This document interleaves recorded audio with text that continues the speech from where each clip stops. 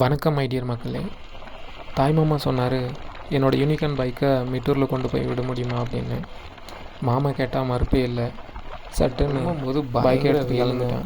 ஐயோ கடவுளே, ஏன் இப்படி கொஞ்சம் கருணை காட்டக்கூடாது அப்படின்னு வேண்டிகிட்டே போனேன். வாணியம்படி பக்கம், அதாவது நாற்றம்பள்ளியில் வரும்போது திடீர்னு பேய் மழை செம்மையாக இருந்துச்சு. அப்படியே மலையில் நனைஞ்சேன்.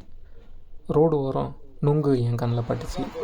நுங்கை காயோடு ஒன்று கொடுங்க, கொஞ்சம் பார்சல் பண்ணிவிடுங்கன்னு சொல்லிவிட்டு அதை விரலால் நோண்டி சாப்பிட்றது பெரும் சுகந்தாங்க. அது அனுபவிச்சவங்களுக்கு தான் தெரியும். சின்ன சின்ன சந்தோஷம் தான் நம்ம வாழ்க்கையே.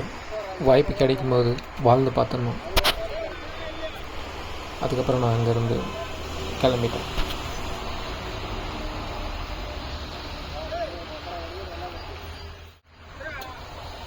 இந்த இடத்த பார்த்துக்கோங்க, இதுதான் என் வாழ்க்கையை மாற்றின இடம். அதுக்கப்புறம் நரசிம்மரம் வந்துட்டு நான் வளர்த்த தென்னை மரத்துலேருந்து ஒரு 4 இளநீரை பறிச்சுட்டு அது என்னுடைய நண்பன் கதிர், குட்டி பையன், ஸோ அவன் வந்தான்.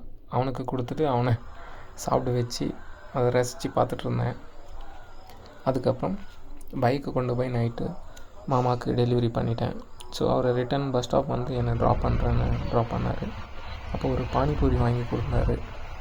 சின்ன அன்பு தான், பட் பெரிய நினைவாக மாறும். நல்லா இருந்தது. அதுக்கப்புறம் பஸ் ஏறி நான் நரசிங்கபுரம் வந்துட்டேன். மறுநாள் காலையில் ரேஷன் கடைக்கு போய் ஊர் மக்களை கொஞ்சம் பார்த்தேன், நிறைய பேசினேன். பயங்கரமான வெயில். கொஞ்சம் விளக்கெண்ணெயை வாங்கி தலையில் வச்சு தேய்ச்சிட்டு குளிச்சுட்டு கிளம்பலாம். நான் எப்போவுமே ஊருக்கு கிளம்பும்போது எல்லாருக்கிட்டேயும் சொல்லி அவங்கக்கிட்ட ஆசீர்வாதம் வாங்குறது வழக்கம்.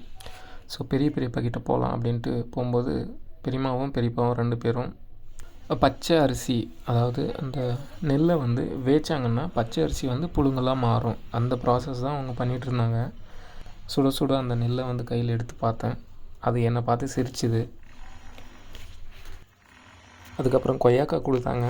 அதையும் வாங்கிட்டு அவங்கக்கிட்ட ஆசையும் வாங்கிட்டு, எத்தனை வயதானாலும் உழைப்பை விடாத மனிதர்கள் அப்படின்ற மாதிரி மனசில் தோணுச்சு.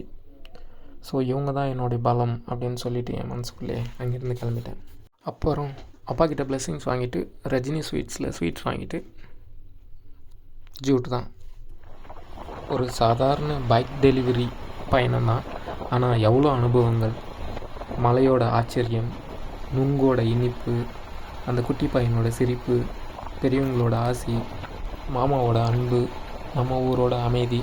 மக்களே, பயணங்கள் எப்போவுமே தூரத்தால் அளக்கப்படுறதில்ல, நம்மளோட நல்ல அனுபவங்களால் மட்டுமே அப்படின்னு சொல்லிட்டு லாஸ்ட் ட்ரிப் எக்ஸ்பீரியன்ஸை கீழே கமெண்ட்ஸில் சொல்லுங்கள்.